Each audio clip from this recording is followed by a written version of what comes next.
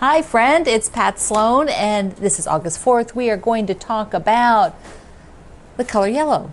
Yes, that is what's on our calendar today, the color yellow. And if you could see the preview photo for the video, it was my pineapple quilt, yay, which is hanging in my living room. So it was too much to drag it in here. And with all of this, it's too much to do the video in the living room. So you get to see it there, and I'll link below. That's a free pattern that Jackie Pulaski drew up, and I made it a PDF so everybody can have it. She did such a clever design. It's simple, clever, uses lots of yellow fabric. So today, I would like you to share one of your quilts that is a lot of yellow in it. Also, this is the other fun part for today. Go get your bin or go see what kind of yellow fabric you actually own. How much yellow do you have? So you saw my Jolly Bar, I don't have it here, but the Jolly Bar sampler that I'm doing, my background is a super pale yellow, probably sort of in that lighter part of that polka dot. But this is my yellow basket. You know, I don't have tons of fabric like some of you do, where you have like a whole room full of fabric walls. I tend to use newer fabric, so I don't keep as much of the older stuff, but there is older stuff in here. There's lots of older stuff in here. I just keep some of it. So this is yellow. Now I do have to tell you that, here, I'll bring it down a little bit so you can see. So I also have some brown and some tan in here, but this is primarily the yellow fabric. And when I was a kid, I wanted to have my bedroom, let me bring this up. So I wanted my bedroom to be screaming crayon yellow. That was my favorite color. And my mom, when they built a house, she always said, well, we'll paint your room yellow. And, you know, that never did happen.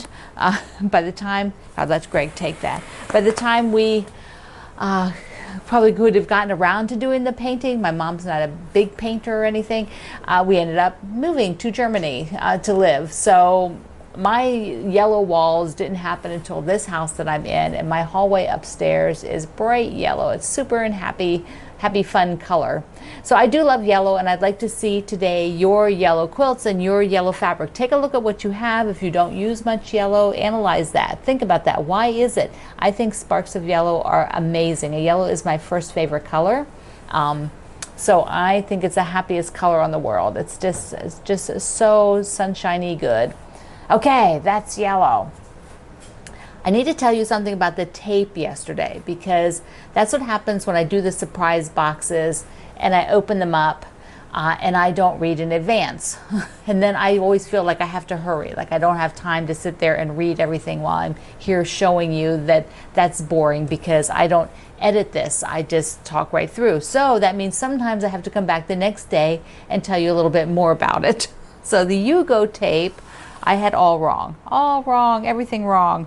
They even say right in the middle here, which of course I was not reading, it says, stick to itself, not to your stuff. So this is not sticky tape.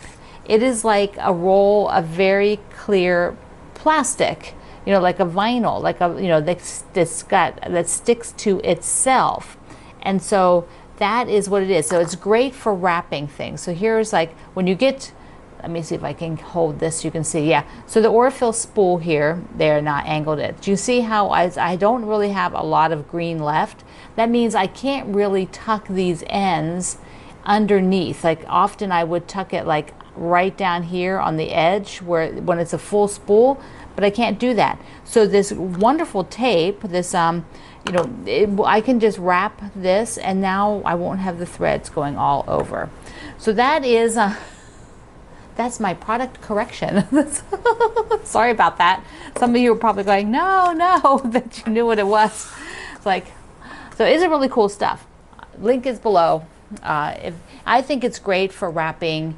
They can wrap cords, like the little mini iron. That's what I'm going to use it on also, because the cord on that, it doesn't really stay for me wrapped around the handle. Plus, because I don't have hardly any strength in these fingers, I can't pull anything tight, but I can like loosely wrap that around it. So it's going to work really well for me right now. Okay, I've got the Little Wishes, our scrappy quilt along up on the wall, and look what I did.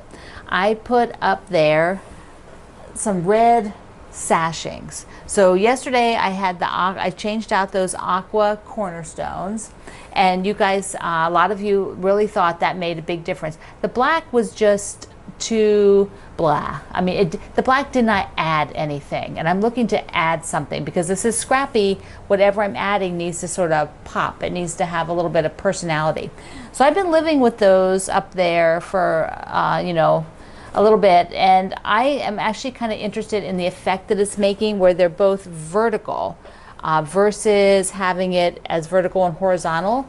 So I'm playing around with, maybe I'll do vertical red and horizontal white for something a little different, because you know, each time I make a quilt, it's fun to practice and do something a little bit different, because that's how you learn how fabric combines. If you just always do the same thing, that can be very fun, but it also isn't much of a learning experience if you do the same type of project over and over. And if you want to learn about color and learn about how things interact with each other and how you feel about them, because it's a very personal decision whether you like it or not, actually doing it is the way. So that's what I'm toying with, is like, maybe I'll do verticals. Now that large red polka dot, I don't have enough to do all of those verticals. I don't think. I have to get Greg to get the bins down. My red, I have some red up there on the top, and I have red back under here on the other side of the koala table.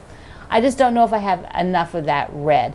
But I have a different red that's definitely I have enough of. So I'm thinking about that as vertical, and then the horizontals would be each be different lights, you know, so that they were scrappy, and you would just get that image of the verticals and then the stars floating, because remember there's one more row.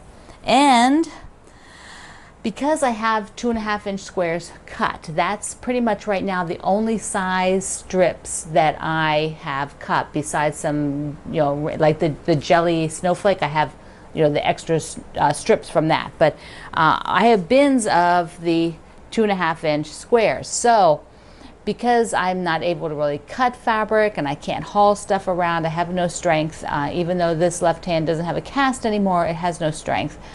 So I was able to sew four, I sewed 4 9 patches.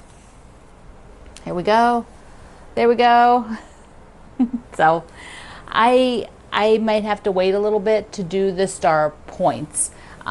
Because I was sort of messing around and just trying the cutting, and I realized, you know, it's just that's not going to work right now. So I might just go and make a bunch of 9 patches and just use them for, you know, future something.